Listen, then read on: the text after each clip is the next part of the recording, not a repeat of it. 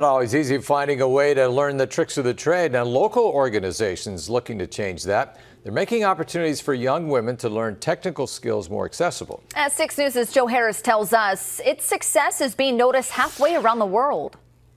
16-year-old Sanaya Nesbitt is a junior at Omaha North High School. She enjoys coding. Coding is everything. Like, if you're using your TV, it had to be coded for it to work.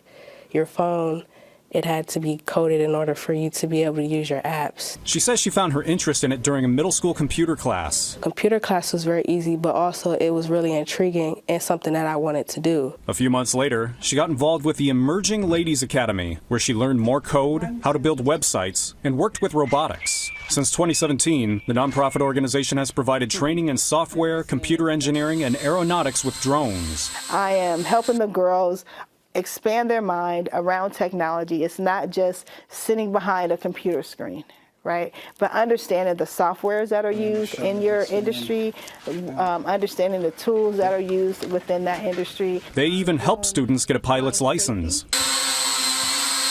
Gamble emphasizes teaching these skills to black girls, but she encourages any young ladies ages 10 to 18 to join. And it's all free of charge. Gamble says it's crucial for more black girls to learn those skills, especially when there are hundreds of thousands of tech jobs that need to be filled. That creates so many security problems, so many lack of resources and business when it comes to the tech ecosystem. So we need to close that diversity gap within the tech ecosystem so we can be competitive as a nation. And we close that gap as a nation by bringing in other ethnicities, other cultures. And she's been getting some recognition for her efforts. She was recently in Detroit to receive the Global Technology Leadership Award from the Global African Business Association. Even outside the U.S., Gamble says the Emerging Ladies Academy has stretched its reach, setting up a chapter in Sotum, Ghana, and forming a partnership with Maranatha University College there. We will be starting our courses, our tech academy there, starting in September. And more recently, she says she met with Education Minister Dr. Ya Ose Odudum to set up programs with the government-run schools. We're in a really good position right now to really